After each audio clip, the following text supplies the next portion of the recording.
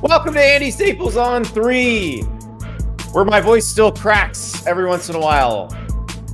That's the hazards of the morning show. I don't think we ever had one like that in the evening show, but it's all right. I still like the morning show format better. We have a new national champion in men's college basketball. UConn was inevitable. 75-60. The Huskies beat Purdue, and the game went about the way UConn games tend to go. Purdue hung in for a half. Zach Edey played incredibly. 37 points. But there was no stopping him.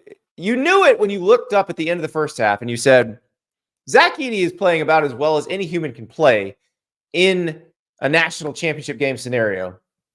And they are still losing. Like at that point, they were down by 5. UConn stretches it to 7. And you just know the avalanche is coming. Sometime after halftime, the avalanche is coming. And it came. It came. There was nothing that Purdue could do to stop it. UConn's game plan was let Zach Edey do what he does and then force Purdue to keep feeding the post and not ever shoot a three-pointer. Purdue only took 7 three-pointers. They only made 1. UConn basically choked them off. And the length UConn has at the guard spots, well, that's why. You saw how hard it is to shoot against those guys. Castle and Newton and Spencer, and especially Castle and Newton, like just trying to shoot over them is such a chore. And Purdue got comfortable with Zach Edey dominating in the post, but it didn't matter because UConn was making threes on the other end. And then eventually you knew that Purdue would go cold inside or UConn would figure some stuff out or Zach Edey would get tired. And it did look like he got tired. And that was the end of that. 2 consecutive national titles for the Huskies. They are the first consecutive national champions in the men's game since Florida in 2007. It is hard to repeat. And they did it not in the way that Florida did, where Florida had most of its core together. UConn lost his top 3 scorers last year. UConn brought a different group back. Cam Spencer especially. Very important piece of this. Tristen Newton, very important piece of this. Newton had 20 points. They had 4 guys who started who wound up in double figures. It was a complete team effort, like it usually is for them. And they are just the team that is built for this era of college basketball. Dan Hurley has the secret. He knew it. He knew it. Let me take you back to 2020, January 2020. He's just lost to Villanova. You've seen this clip floating around all tournament. You know, people better get us now. That's all. You better get us now. Because it's coming. It's here. It's here. And the thing is, you know they're going to lose members of this team. I mean, Spencer's a senior. Donovan Clingan, you would assume, is going to the NBA. Stephon Castle, you would assume, is going to the NBA. But it seems like Dan Hurley has a formula. And we'll talk about it a little more later, but I don't think Dan Hurley's going anywhere either. So this is going to keep happening. But what makes it interesting is Dan Hurley seems to understand how to make it happen with a different cast of characters. Now, will it be like this every time? No, but he definitely has the formula figured out, and everyone else will be trying to copy it. We are joined now by James Fletcher III, On3's resident bracketologist, college basketball expert. And James, that was everything you would expect in a UConn game. I'm sure the folks at TBS and Turner and everybody would like for it to have been a closer game, so the ratings would have been better. But I feel like there's something poetic about a team dribbling out the shot clock at the end of a national championship game. Yeah, this UConn team did exactly what they always do. And it felt a little bit different against this Purdue team. It felt like they had a little bit of something and then it just kind of fizzled the same way it had in every game in the NCAA tournament so far. A team looks like they can kind of hold things together. They can play with UConn in the first half. You wonder, will they be able to push this into the second half, continue at that intensity, and then UConn flips some kind of switch, goes on a run, and they pull away, and then it's over, and they're up by 15, 16 points. And from there, we're just talking about margin of victory. This UConn team is one of the most dominant that we have seen in a long time. And over the course of 2 years, of course, the first that we've seen in quite some time, over a decade, first ones to do it back to back. The strategy to force Purdue inside, to just take away the perimeter entirely, it was executed to perfection. And it's funny because you didn't quite notice it at first because you're watching, you're like, oh my gosh, Zach Edey is completely dominating this game. And then they throw up the 3-point numbers about halfway through the first half, and you realize, oh wait, Purdue's only taken 1 3. Like that's not gonna work. And it's interesting because they're not a high volume 3-point shooting team, but this is 2024. Like everybody shoots threes. Their stat line looked like something out of the 80s. Yeah, it was very fascinating how UConn approached this defensively. We saw with Clingan, they largely let him guard Zach Edey down low in the paint, which invites Purdue to go to their big man who has dominated all season long against anyone who tries to guard him down low.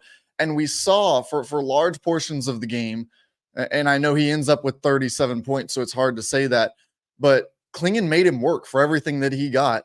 Up until about the point that Clingan got his 4th foul, he came out of the game for a little while. Edey started to pick up momentum, and then once Clingan came back in for that last little stretch, they were up by 15, and he kind of was trying to make sure he didn't pick up that last foul. So until that point, with about 8 minutes to go, when Clingan I picked up that 4th foul, he had largely made Zach Edey be a 50% shooter from the interior. And when you pair that with being able to take away the perimeter, because they were not leaving the shooters on the perimeter, they were sticking with them and letting Clingan take on that matchup.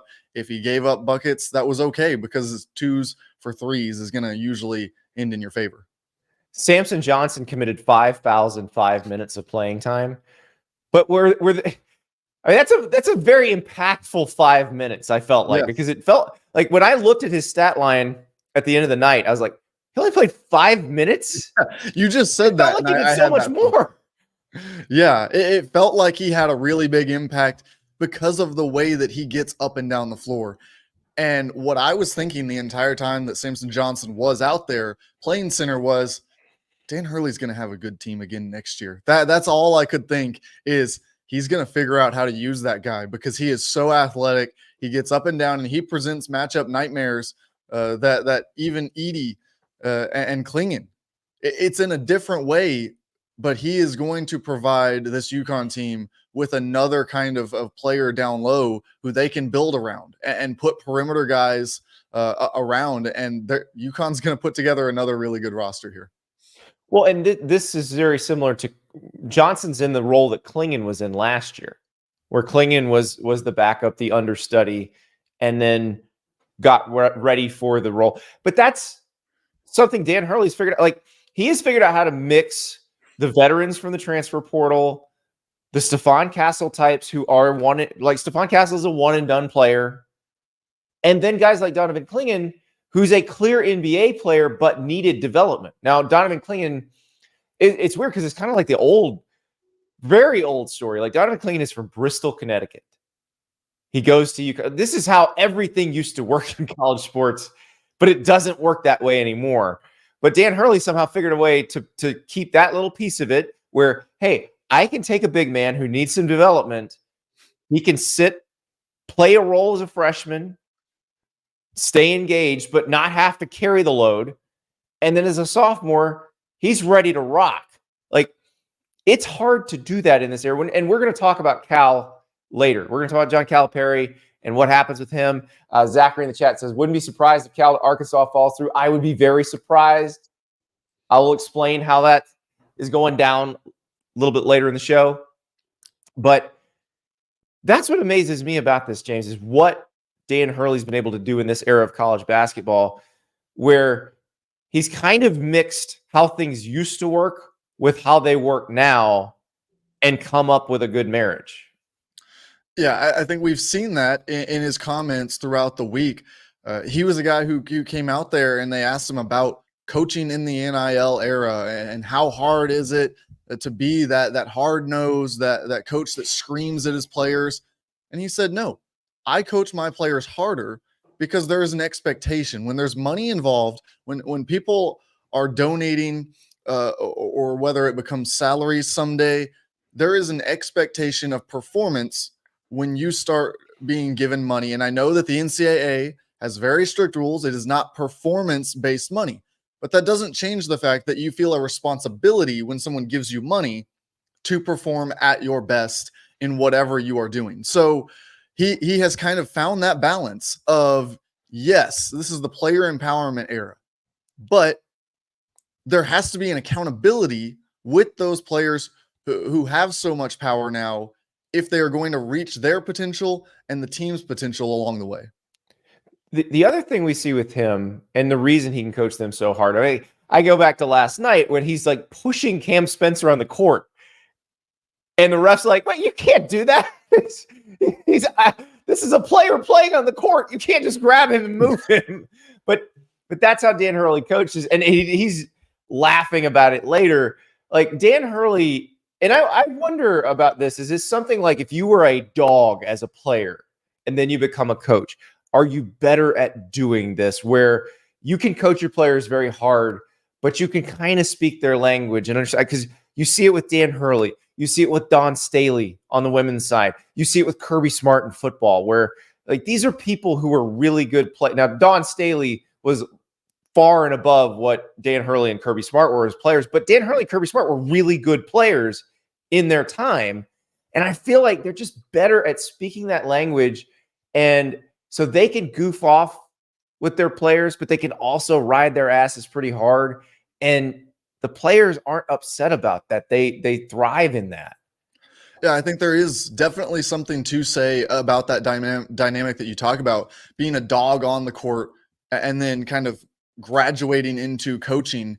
You have a unique understanding when you're that grinder, that player who didn't necessarily just have all the talent to get there and didn't have to go through the trials, didn't have to earn their spot on the court. Then sometimes you struggle to understand, how to motivate a kid who's kind of lagging back in practice. If you're somebody who didn't go through those moments of wanting to hold back in practice, not wanting to give 100% to sprint through because whatever happened that morning or whatever's going on the court, sometimes you can't push the same button that people like that can push. So for Hurley, you mentioned Kirby Smart, Dawn Staley, across sports, really you can see it. These kind of grinders, these dogs, a lot of times when they're able to overcome that fiery side that they have, when they can find that happy medium, that ability to control that passion and channel it, those oftentimes across all sports are some of the most successful coaches that you're going to find. Yeah, and the thing is, I look at this and I see what they're losing, and I'm like, okay, I don't care what they're losing, because as long as they're not losing Dan Hurley, it doesn't matter.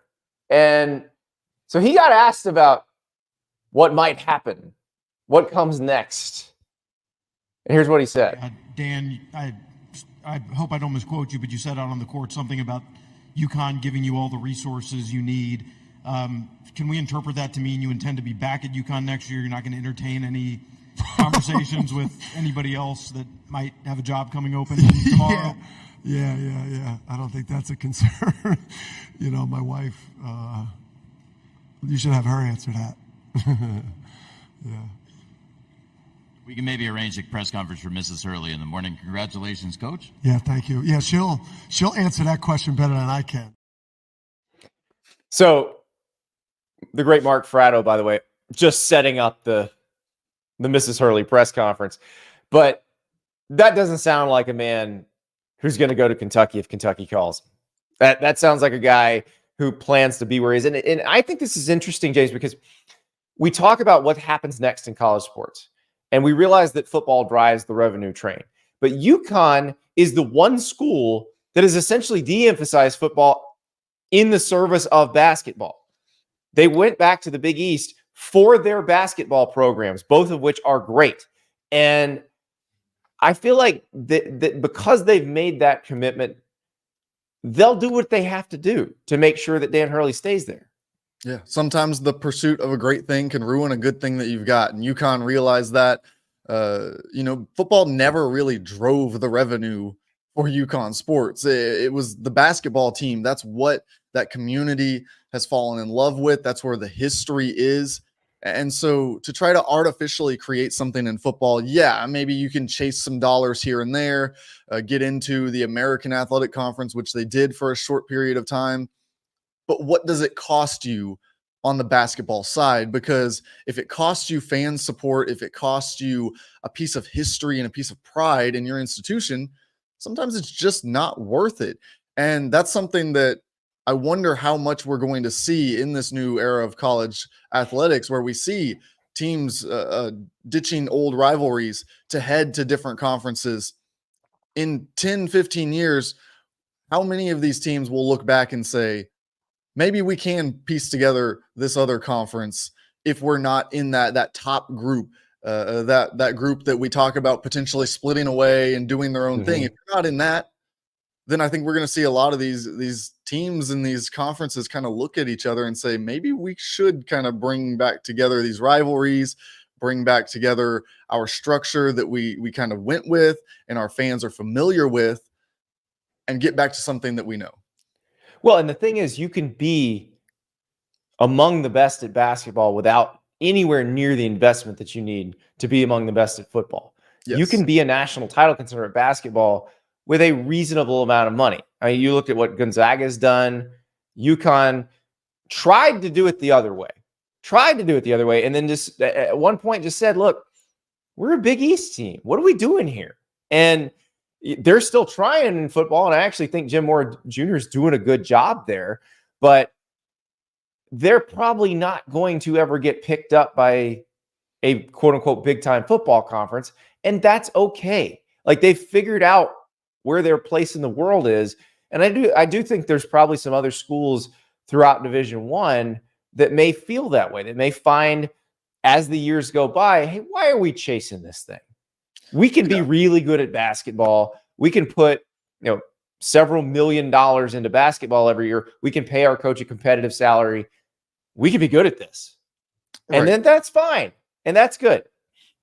Yeah, it's a simple math equation. I mean, you've got 13 scholarship players in basketball, and go look at a football sideline. You got to pay a lot more people to get a competitive football roster from top to bottom at the level that you need to compete with the Alabamas, the Georgias. And I think in that sport also, we've seen just more separation from that top group to the bottom group. And in basketball, it seems like it is easier to kind of catch fire. You can find that kid who maybe went overlooked, that hit a late growth spurt, that, Dalton Connect. You can find Dalton Connect in Northern Colorado.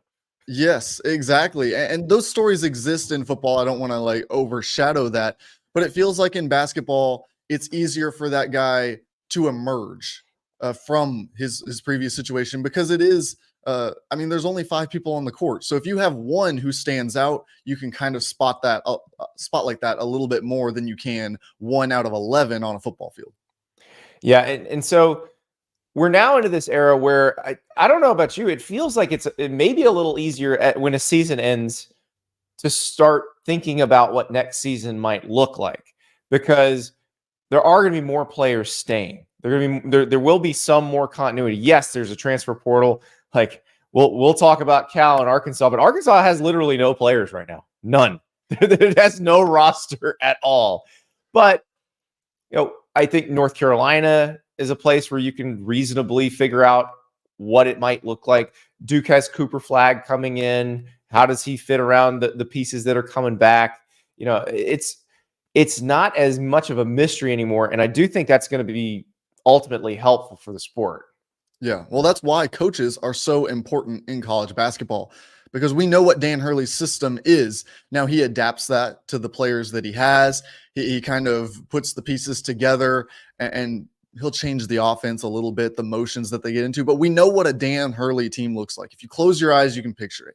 A Nate Oates team, you can picture what that team looks like. John Calipari historically, Eric Musselman as well. These big coaches that we've seen do it at the top of the sport time and time again, we can picture what that roster is going to look like, and the names we'll figure out once we get midway through the summer or into the fall, depending on what kind of fan you are. But you know what that team's going to look like, and you have an expectation of how they will then perform based on that. So we can start to kind of look at, well, we expect this team to be here. We expect this team to be back at this level. No better representation than that than Kansas. Bill Self, you know, every year what roster he's going to bring back. It's going to be one of the top three. You could have 0 players on the Kansas roster as of today, and I would still feel confident that they will open the season in the top 3 because Bill Self is going to get it done roster rebuilding. That's not the case this year. They've got some guys coming back, so we're talking number 1 or number 2, but that's just one of the examples of these coaches that you know without any of the players named what their team's going to look like. So Josh in the chat says, boring game. Never thought I would see the day that the women's game would be more exciting than the men's, but it definitely happened this year. Well, the women's game has gotten more even at the top, and there's more teams near the top of the women's game. It used to just be 2 or 3, and they just dominated everybody. We were talking earlier in the week, and like in the women's game now, James, the round of 32 is where it starts to get real spicy. And it used to be it didn't get really good until the Elite 8. Right. The men's game is very even except for UConn. Like the comparison, the recent comparison I would make is 2022 Georgia football, where they were just so much better than everybody else. But because Hurley's going to have to reload, he's going to have to retool the roster. I don't think you can guarantee they're going to be that dominant every year. I think we're going to get a situation where they'll kind of come back to the pack because it's just not as magical a group. Yeah, we're going to see one-year breakaways. We always will in college sports and any level of sports, really, where we have these teams that find some kind of magic along the way. And you know, whether that's at the level of a UConn, where that means that they're running away with the championship in the final month of the season, or it means, you know, the mid-major that kind of makes a deep run and they're, you know, 1-2 losses over the course of the whole season, make a deep run in the NCAA tournament, or even your NC State. Right. It's the same thing. It just happened only in March rather than across the course of January, February, March, and then into April. So I think that in college basketball, we have seen, and across college sports to a lesser degree, but in college basketball has been the greatest demonstration of how the transfer portal and NIL creates parity. Early on, a lot of people were worried the top teams in the sport were just going to separate. It would be the 5 best players on Kansas, and then 5 more of the best players at Kentucky and at Duke.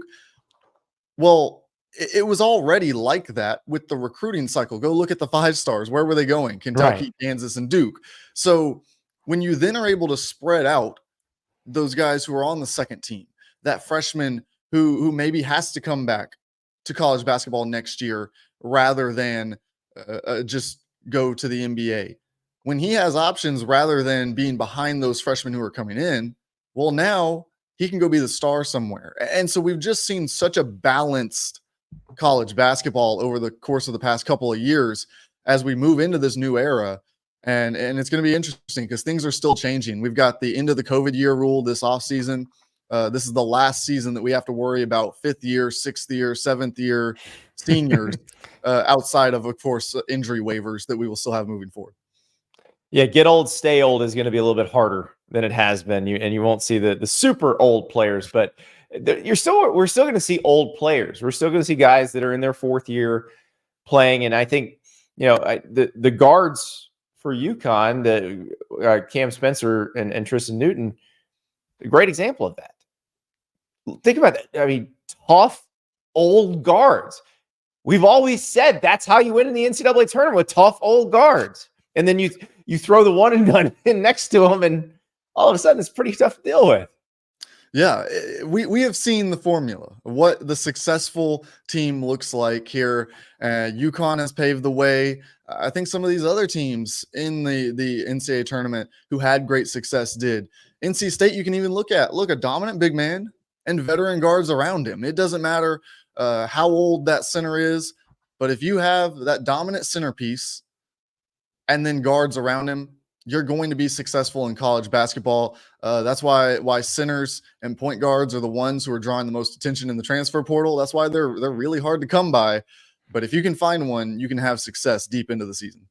That's exactly right. And obviously Purdue, Zach Edey, he moves on. He's going to be in the NBA. You saw the skill level last night that you're dealing with him. He's not the kind of stretch the floor big that the NBA likes now, but I guarantee you a creative coach will figure out a way. Like can you imagine like Greg Popovich going, I got something I could do with him. Like you use Wemby for spacing and then clog the lane with Zach Edey.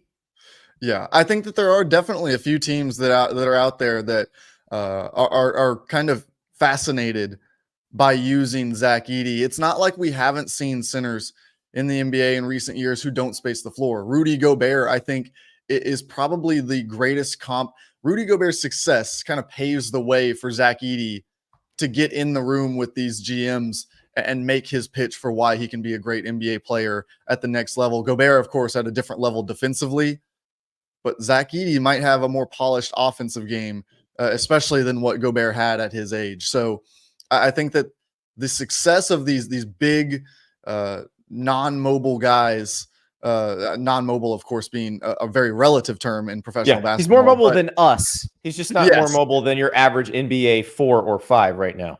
Right.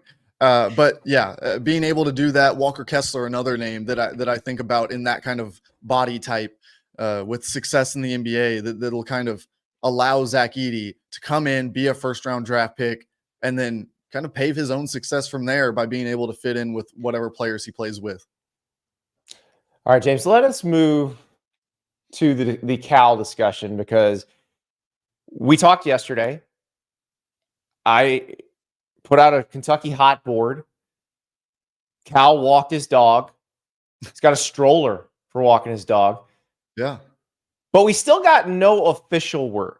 Now, I did some digging on this last night, and here's what is going on. It's happening. It's going to happen on Tuesday. We're doing the show here live at about 8:30 in the morning Eastern time on Tuesday. It's going to happen sometime Tuesday. They've been working on a contract, and the difference in this particular one is a lot of times a coach will sign a term sheet or a paper called a memorandum of understanding, which lays out the basics. Here's how many years, here's the salary, here's the buyout. And it's done in like 1 or 2 pages. Yeah. They're doing a full-on contract. This will be the full contract. A lot of times you'll have a coach sign the MOU and they don't sign the long-form contract for another 4, 5, 6 months. This will be a full contract. That's what the delay was over the last day or so. So once that gets signed, Calipari is the Arkansas coach. They'll announce it. At some point, he will call the Hogs. It will probably be awkward. I don't know. Let me ask you this. On a scale of 1 to Bobby Petrino, is Cal awkward when he calls the Hogs, or because Cal's a showman, does he come ready to call the Hogs? He is. He's a salesman and a showman. So I don't know. I think it's good. I think he does a solid one. Maybe he practices this morning. He's got it down. Maybe that's the real reason we're delaying this press conference, is so he can get it down right. He can get it perfected. Cal's in the room going, woo! He's in the mirror this morning. He woke up early. He's getting ready for it. But yeah, no. Seriously though, yeah, the Calipari thing. Yeah, I know people are getting antsy because it has not been officially announced yet. But these offer sheets, sometimes coaches work on them for upwards of about a year before they get the final contract signed and sealed. But makes sense for everyone involved here to get a full contract done before you get down on the ground. It is such a big move, such a kind of I don't even know how to describe what this is. The other piece of it, having read Calipari's Kentucky contract a bunch of times when we were trying to figure out what the buyout situation was. If he didn't actually tell Mitch Barnhart in Kentucky that he was engaging with Arkansas, he's actually in violation of that contract. So they could fire him for cause at Kentucky if they wanted to. So he kind of has to get the deal done at Arkansas. Right. So this is going to happen, but it'll be interesting to see what happens next. Rod in the chat says, Kentucky about to be UCLA, irrelevant. Listen to the DeMarcus Cousins comments with Rachel Nichols. Well, of course, Boogie Cousins is going to defend Cal, but I mean, there was a Kentucky before Cal and Boogie Cousins. You know, Kentucky's won 7 national titles. 6 of them came before John Calipari. Like, there is not one coach that is bigger than Kentucky basketball. No, and I think we look at the 2 names that have we've seen some names kind of fall off of that hot board, but the 2 names that are still up at the top of it are Scott Drew, who, by the way, had 2 potential lottery picks in this upcoming NBA draft, along with some veterans who are really, really good this year. They were a top 10 team for most of the season. So if you don't think he can build a roster at Kentucky, then I'm not sure what you've been watching throughout the course of his career. A recent national champion as well there at Baylor. He's been able to find that mix of transfer portal and recruiting cycle. The other one, Billy Donovan, who until last night was the most recent coach to go back-to-back in the national championship game. So, yeah, I'm not sure if you think that Kentucky's just going to fade away, that whichever coach takes over is not going to be able to get things going there. I'm not sure what you've seen from any of these coaches that have been named that would suggest that, but I sure have not gotten that impression from anyone who might take over the Kentucky job. Well, you know who it's not going to be? It's not going to be Jay Wright. Nope. Because he got on the broadcast before the game and said, I'm happy doing what I'm doing. I'm good. And that one was an easy one to figure out, because Jay Wright didn't want to coach at Villanova anymore. He was tired of the way recruiting had gotten. He didn't like the NIL piece of it. He didn't like managing all that stuff. Well, at Kentucky, that's ratcheted up 10 times over what it is at Villanova. So you knew that wasn't going to be his cup of tea. The other one, and I don't think this was particularly surprising either, given what he just signed, is Nate Oates at Alabama, who put out a statement on Monday night that was very clear. Said, I am fully committed to this team and this university. We have already accomplished some great things here, and there's nothing I want more than for the University of Alabama to win its first national championship in men's basketball. Despite any rumors to the contrary, rest assured that I will continue that pursuit as your head coach. Roll Tide. So Nate Oates has an $18 million buyout that just went up because he just redid his deal. And the folks who cover Alabama put out the signature page yesterday of that contract. I know there were some folks saying, oh, it's not quite done. It's not signed. No, it's been signed by Nate Oates and the president and the AD and the board of trustees. It's done. So he has an $18 million buyout, which he was completely cool with taking because I think he likes it at Alabama. Yeah, this is the new thing in college sports, apparently, fans announcing that a coach has not signed his extension. And I don't really know what that really means, because unless you're one of the big-time boosters, that really doesn't change anything. If you're going after a guy with a $12 million buyout, why wouldn't you go after a guy with an $18 million buyout? But regardless, the Oates situation, we've talked off the show and on the show, I think, about how comfortable he is at Alabama, how much he enjoys being the coach of that program, what he has kind of built, similar to what we're seeing from Bruce Pearl as well. Just a comfortability there, a guy who has some pride in being the coach who brought this school to this level. And if you're Nate Oates and you look over at Kentucky, of course it's the Kentucky job. It's going to draw your interest. You're going to take a look at it, at least when you hear your name connected to it. It's a sense of pride. But you've got resources at Alabama. You've got people willing to put in that money to the NIL program. You just got your big extension. And so if you're Nate Oates and you're comfortable there, your family enjoys it there, you've had success over Kentucky in recent years. Alabama has had more SEC tournament success, more SEC regular season success, and more NCAA tournament success now than Kentucky over the last few seasons. So if you're Nate Oates, you've got a good thing going, and there's really no reason that you have to make that jump. So he decides that he wants to stick around. He gets some commitment from donors, I'm sure. And so Greg Byrne, the AD, threw out the NIL pitch immediately. Within 10 minutes of Nate Oates making that statement, Greg Byrne tweeted out, "Hey, here's how you donate to Yay Alabama," which is their collective.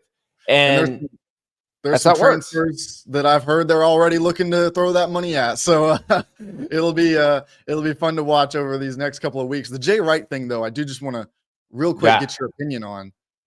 How many times does he have to say in no uncertain terms that he will never coach college basketball again before we believe him?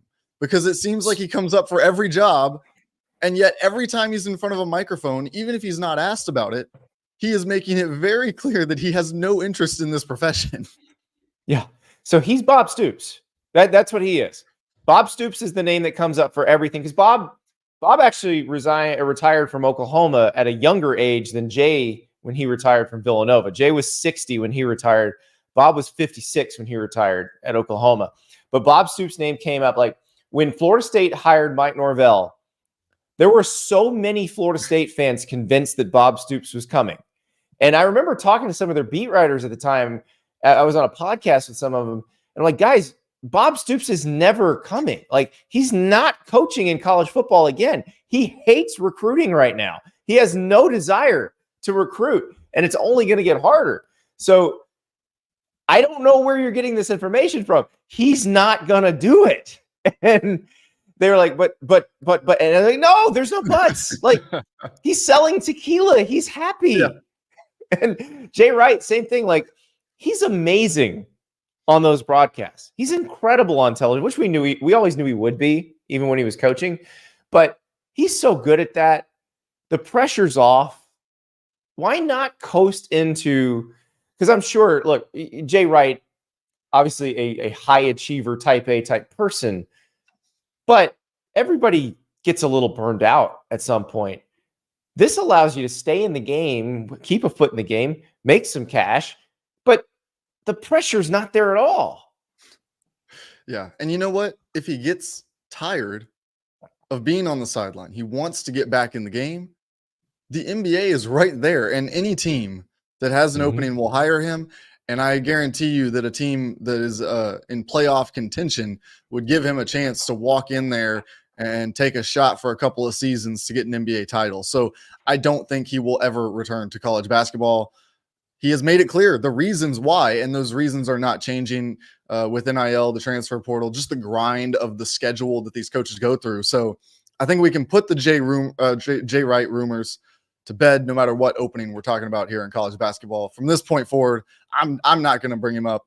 I'm sure other people will, though. He'll be on every list still, every single one. Rod in the chat says Billy Donovan is not coming back to today's college basketball. Actually, I think today's college basketball is probably more preferable to him than the version he left, because the version he left was the old sneaker companies, basically directing recruits everywhere. This version is a little bit different. This version is probably much more similar to what he's used to in the NBA. Now, you've got to be your own GM, so he would have to be like when he was at Oklahoma City, like he'd have to be the Sam Presti. But I think that would be more amenable to him than the version he left. That said, we don't know if he wants to come back. I think the Bulls have just not been able to cultivate a superstar while he's been there. So, we'll see how the people in Chicago feel and what he wants to do. But that's really more of a personal choice, I think, for him. And until we hear from him, they've got a game on Tuesday. So we may hear him say, you know what? I'm good. I'm planning on staying in the NBA for a long time. We'll see. Yeah, I think that Billy Donovan one, it is interesting. You talked about how much better he fits in this era than the last. I think back when you say that to Dan Hurley's comments about how he can coach them harder because there's this accountability aspect to the NIL and transfer portal era. So I think if Billy Donovan could find that happy medium, I think he'd probably be happy in the college ranks again. But like you said, you got to be the CEO. You can hire people to help you with all that stuff, but you've got to be the one making those kind of GM type decisions. It's a lot on your plate and it's a grind. So It is the Kentucky job, though. It's Billy Donovan, Kentucky. He could kick them out of the gym and tell them to come back 4 hours later, which was one of his patented moves back in the day at Florida. I don't think you can do that with the Chicago Bulls, but you can definitely, if the practice vibes aren't right, throw them out of the gym and bring them back in 4 hours. So this is going to be an interesting situation. I'm with you. I think Scott Drew makes the most sense. I think Bruce Pearl was born for the job, but as we're talking about with Nate Oates can let Kalen DeBoer handle all the pressure. Yes. But Alabama's going to give Nate Oates exactly the same things that the big-time college basketball programs have. He'll have all the same resources. He'll get paid the same. Mm-hmm. So why deal with that? It really is the kind of reverse mirror on Mark Stoops and whoever gets hired at Kentucky. Mark Stoops has the paycheck and all of the resources that all these other football programs have, and none of the expectations. And yet he still almost took the Texas A&M job. If their regions hadn't revolted, he would have been Texas A&M's coach. But you can do that. Like at Alabama in basketball, actually any SEC school that is a quote-unquote football school, there's so much money now in the SEC that they can't help but pass along a good amount to basketball, which, by the way, men's basketball is profitable at most of the SEC schools. So they're gonna give you everything you need at Alabama, at Auburn if you're Bruce Pearl. So you don't necessarily have to jump to Kentucky to have a capability to compete. Yeah, the last step for Alabama is to get that new arena. Get the new arena. Coleman is a barn. I've been hearing about since I was in high school, and then you're good to go. Yeah, Coleman Coliseum is a barn, like absolute barn. Now, I will say, pretty cool when they're good. Yeah, pretty good environment when they're good. The only arena in the SEC that well, there's two. The two arenas in the SEC that nobody seems to be able to figure out how to make them good, and even putting really good players in them hasn't worked over the years. Stegman Coliseum in Athens, the Maravich Assembly Center at LSU. Now, I would argue that Kim Mulkey's figured out how to make the PMAC hop, but even when LSU's had great teams, it's not been the greatest environment. See, I can't believe you didn't throw Vanderbilt in there.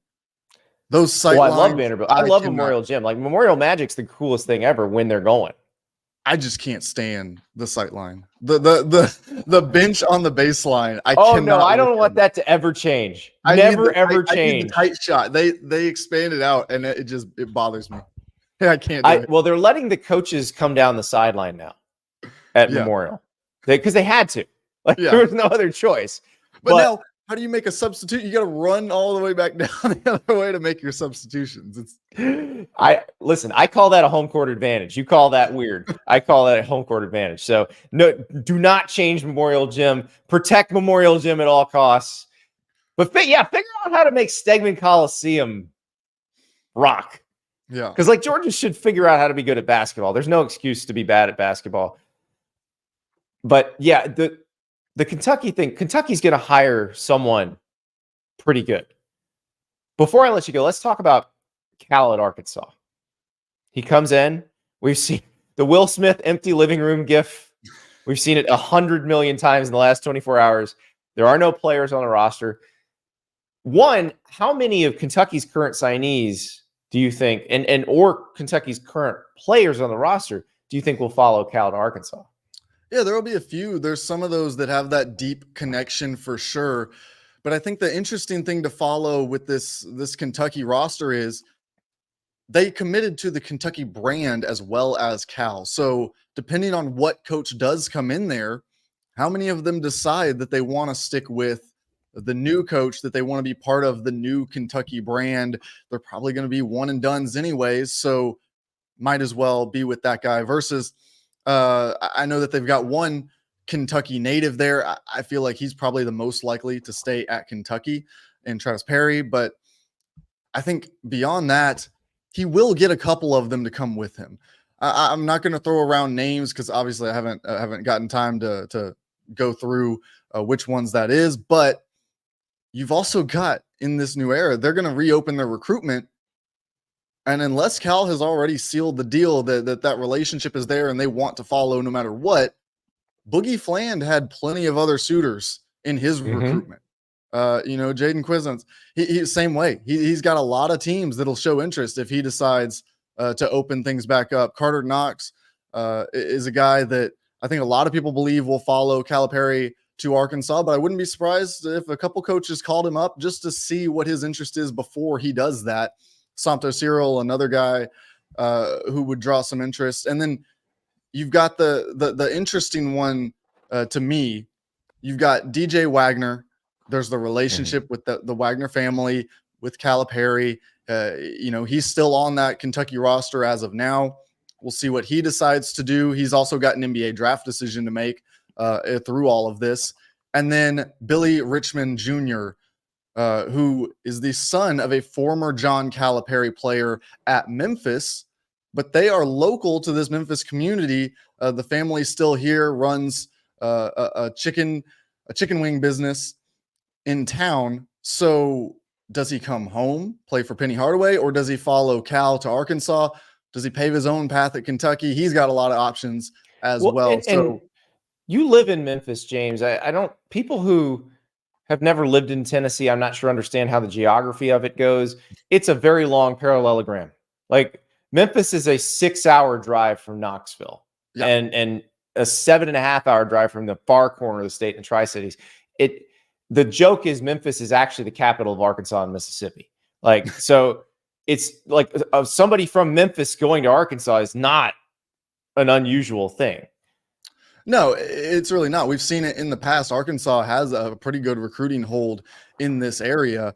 And yeah, there is kind of a unique flair here in Memphis. It's not really part of the rest of Tennessee. It's not like these kids in town grow up dreaming of going to Tennessee. There's exceptions. There are ones who their family grew up there, or they just, fell in love with it, especially around my age, with that team that was number one in the country under Bruce Pearl.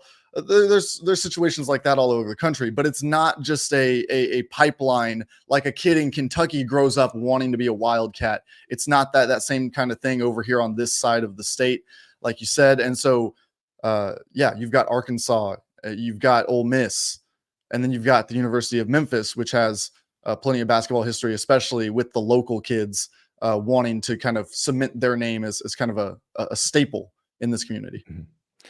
All right. Well, we're going to watch what happens. We should get official word on Cal today. We'll see how his hog calling goes. We'll rate his hog calling technique.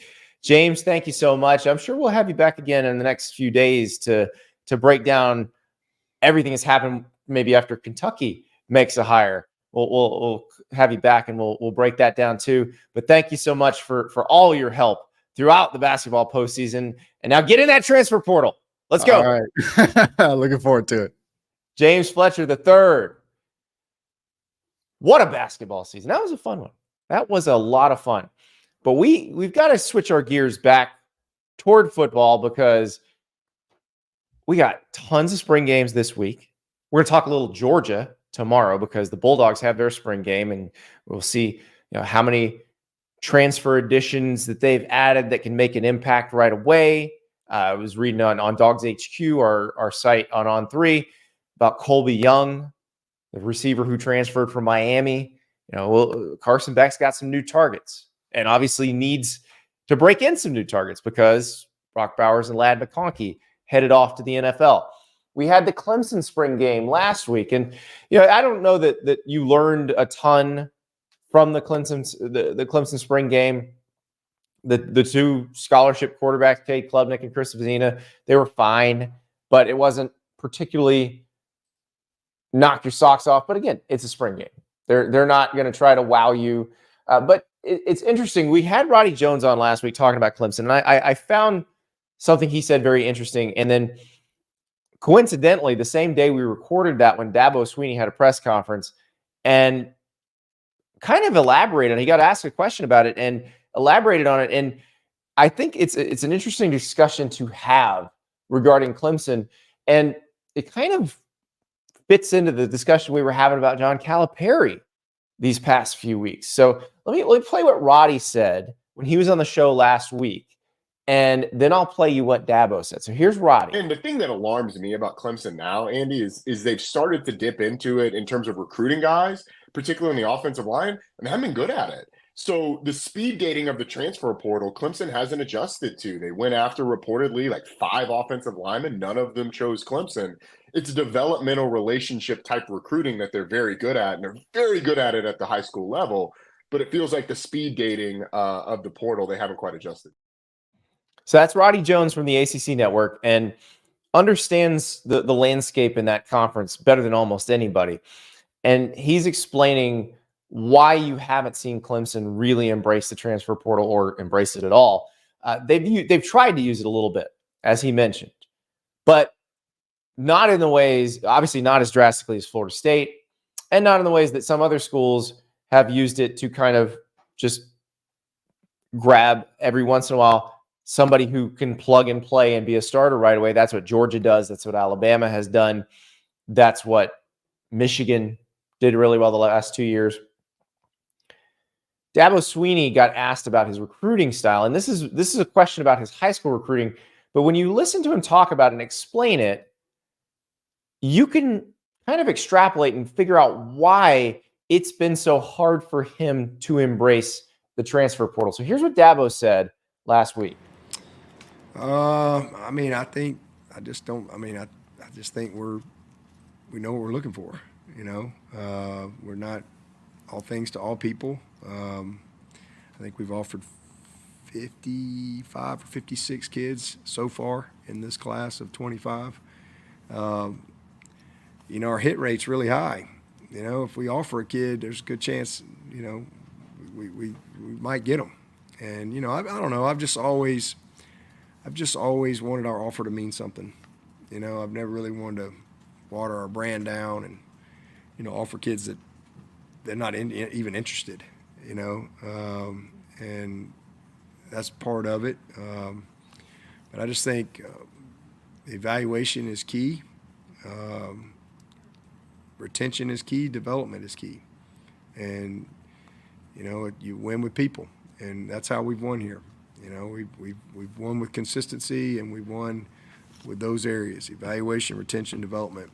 And so we're usually done by August every year. We don't usually have maybe there's a random spot here or there, or somebody leaves that we didn't anticipate or know about yet, or a junior goes pro, whatever. And you kind of address that. But it's just. As we've had success and as our brand has grown and we've got kids that are interested from all kind of different places all over, I want our offer to mean something, and that's why we don't offer freshmen and sophomores. It's a developmental game. There's a lot of great players that have been here at Clemson that would have never gotten an offer as a 10th grader, because they weren't good enough. And wouldn't have got many offers from many places, but especially kids that are 14 to 18, and the transformation and the development happens there. So we just always wanted to be slow and right and fast and wrong. And, we've made some mistakes in the past, like anybody. You're never going to bat 1,000, but, we just think the biggest thing is we know the fit here. And, we know what we think is the standard at each position and what we're looking for, criteria, and we again our hit rate is pretty good. So that makes sense when you listen to how Dabo talks about how they have built their recruiting apparatus over the years. The offer has to mean something. Other schools will offer 200 players, 250 players in a cycle, and they don't really mean that you can come and have a scholarship there. They mean we're, quote unquote, offering you, and we want you to come to camp. And then if we see you at camp and decide that you're good enough, then we might actually give you the real offer. Clemson doesn't work that way. When you get offered by Clemson, it is a real offer. It is a scholarship. You can come and be one of their 85 scholarship players if you accept. That is very different than a lot of schools. The problem is in the transfer portal era, and I've talked to to personnel people, to coaches, to players who've been, who've transferred. The way it really works is the guy goes into the portal, and usually the personnel people already know 2-3 days before the guy goes into the portal that he's going in the portal. You offer immediately. The way those schools do it, the ones that use the transfer portal a lot, they offer immediately. That doesn't necessarily mean they want to take them, but they want to get in the door. That gets their foot in the door. And then, as Roddy said, speed dating in the transfer portal. That's exactly what it is. It is speed dating. And so you only have maybe a couple of days. Now, you can have an in-home visit. I talked to an assistant coach at one school a few weeks ago who said, I like to go see them in person to get an idea of who they are, because I don't feel comfortable just taking somebody sight unseen. But like, Dabo wants you to be at camp multiple years. Like, he wants you to come to camp as a 10th grader and as an 11th grader. And they have a real kind of robust idea. They've gotten to know your family. It just doesn't work that way in the transfer portal. It's so much faster. And the offer doesn't mean as much. And so if you're Dabo, you have to decide, do I abandon this philosophy that has worked really well for me over the years, because it's probably not going to work in the future, at least in this part of recruiting, the transfer portal part of it? Or do you keep it up and hope that somehow things will be different for you this year? I don't suspect they will. Or next year, or the year after that, if they don't start embracing roster building the way you build a roster now. But at least you got to hear from him, and you can kind of empathize with where he is on that. I realize a lot of people just yell at Dabo all the time, and I've been guilty of it too. But what they had was pretty special, and they figured out a way to get players who really wanted to be there, who they could then develop. It just doesn't work that way anymore. And unfortunately, you've got to figure out, do I scrap this system that I've spent years building, that I'm really proud of, to try to do something else? Or do I go down with the ship? And that's where they're at right now. And it's going to be interesting to watch going forward, because if Clemson is not an ACC title contender this year, I think you have to make changes. You have to make fundamental change, not coaching changes, but because they ain't firing Dabo. We talk about buyouts and manageable buyouts. Clemson ain't firing Dabo. But you may have a situation where either he gets fed up with it and decides he doesn't want to do it anymore, or he has to decide, I'm going to do something different. I'm going to recruit differently.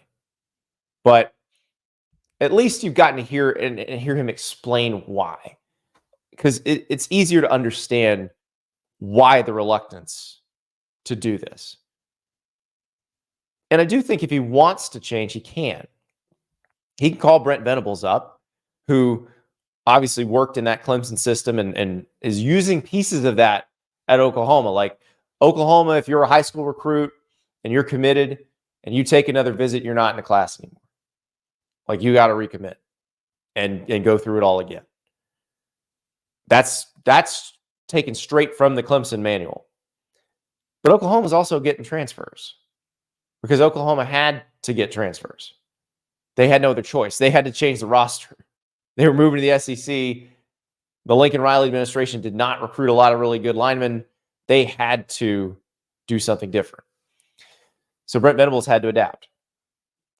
I think Dabo could if he wants to. But again, it's very hard when you've built something that to you is very special, and now you've got to change it. So that's the part where it dovetails into John Calipari. John Calipari went to Kentucky at the dawn of the one and done era. It was a few years after the NBA had imposed its age limit, and figured out how to recruit really good young players, elite talent, and just try to overwhelm you with elite talent every year, which for a lot of years worked, because you didn't have as many good old players in college basketball. You didn't have the transfer portal where people could move very efficiently to places where they can maximize their talents. But the world has changed. And now you can grab somebody out of the portal and have those good old guards that we talked about that you can then pair with a one and done type guard like Stephon Castle is at UConn. And you can pair with an NBA post player like Donovan Clingan at UConn. And all of a sudden, you have a team that is much tougher to beat than a bunch of freshmen who, while talented, may not play as well together, may not be as tough defensively. Those are all things that Cal has to figure out as he moves to Arkansas. I wrote a column saying this is very similar to the Texas A&M Jimbo Fisher move when he left Florida State to go to Texas A&M. Basically, he was resetting the clock and leaving a place where he was about to get questioned to go to a place where he was about to get worshipped. So Cal will get worshipped at Arkansas initially. And then if that doesn't work, it's going to end the same way the Texas A&M Jimbo Fisher marriage ended. Like, if Cal can't get out of the first weekend of the NCAA tournament, it doesn't matter how many elite players he brought in. It'll be similar to Jimbo bringing in a number one class in 2022 and going 5-7. Doesn't matter. And like the first round of the NCAA tournament, a first round exit, or even a first weekend exit if you're a program that aspires to championships, it's essentially like going 6-6 or 7-5 and making a lower tier bowl game. That's what that is. And that's what Jimbo Fisher was doing. That's what Cal's been doing for the last 5 seasons at Kentucky. So he has to change. He has to figure out, how do I adjust my recruiting? And again, we've talked about that Will Smith empty living room gif. He has a blank canvas now at Arkansas. So we'll see what he does with it. If he's willing to adapt, listen, he's always going to get good talent. There aren't many people who evaluate talent better than Cal. If he's willing to adapt, he's going to win big. If he wants to do the same thing over and over again and expect a different result, just because now he's got a group that's not going to question him about it, at least for the first couple of years, he's just going to get the same results he was getting at Kentucky. And that's not good enough. Arkansas has been to the Elite Eight twice since Cal has gotten out of the first weekend. They have big expectations there. They have a big arena. They fill it. They care deeply about college basketball. It's not Kentucky, but it's not that far off. So he's going to have to figure things out and win pretty quickly, or it'll all go the same direction. One more thing before we go. If you're not subscribed to the On3 Recruits channel, first of all, do that. And second of all, you got to start watching the 5-Star Flex. So that's our guy, Phillip Dukes. That's his show. He has some of the best players in the country coming on that show, the biggest recruits, and he had a big guest this week, Jakeem Stewart. This man's nickname is Thanos. He's a 6'5", 270-pound defensive end from Reserve, Louisiana. He's the number one prospect in the class of 2026. And I feel so old saying that, but here's the deal. That is one cycle away. But at the end of his interview with Phillip Dukes, Thanos dropped a little nugget that is very, very intriguing. So if you're a fan of LSU, Miami, USC, Alabama, these are all schools that are recruiting Thanos and hoping to get his signature. Well, that signature may come earlier than expected. Hey, last question. You got any thoughts about reclassifying? Yeah, I was thinking about it. I sat down with Coach Clyde and I thought about it. He told me we're gonna come back to it in the summer. He just want me to stay focused for the spring right now. But I'm thinking about reclassifying 2025. I don't want to really announce it until I really thought about it, talk to my family about it. But I feel like it's gonna be a big move, if I really do it, just being as a defensive lineman. I think it's a smart decision, but I think it's not a smart decision at the same time because I got to develop my body into really banging in the trenches 24/8 with them big offensive linemen. There's a lot to think about. So it doesn't sound like a decision's been made, but it sounds like something he is seriously considering. And that's where we're seeing a lot of the reclassification now because you can get a lot of classes taken care of at the high school level pretty quickly. Almost everybody has virtual school now, so you can get your credits and you can get into college and start that clock toward the NFL, where remember, you got to be 3 years out of your high school graduation before you can go into the NFL. And also you start the clock of NIL money in college. So it makes sense if you are physically ready to do it. And that's the thing. You got to make sure, especially as Jakeem Stewart mentioned, as a guy who plays on the line of scrimmage, it's a little bit different when you got to go in there and play against some 22, 23-year-old dudes. Those are grown men, and it's a very different situation when you are 17, 18 years old. So we'll see what he decides, but keep an eye on that one because he's the #1 recruit in the class of 2026. He would be very high in the class of 2025 rankings as well. Question is, which class will he be in? We got to start getting ready for all this stuff. Recruiting is about to ramp up in a big, big way for college football because the high school players, the elite ones, they're going to start committing in droves here in about a month and a half. But even sooner than that, the spring transfer portal window is opening on Monday. So we'll be expecting some Nakosifications from our man Pete Nakos. There's going to be some action. I don't know if it'll be as heavy as the December one. And I don't know that it's going to, but I do think it's going to be more than just, I didn't win a job in spring practice, so I'm going to try to find somewhere else. I think there's more to it than that. You're going to see some guys that have jobs that maybe want to go to a different school, and that job may get a little bit better. It may be a little more lucrative, or it may be that they feel like they showcase their talents more. But you're going to see some of that. That starts Monday. So strap in, get ready. We got about 1 billion spring games on Saturday. Tomorrow, we are talking Georgia with Jake Rowe. It's going to be a lot of fun. Cannot wait. No off season. None.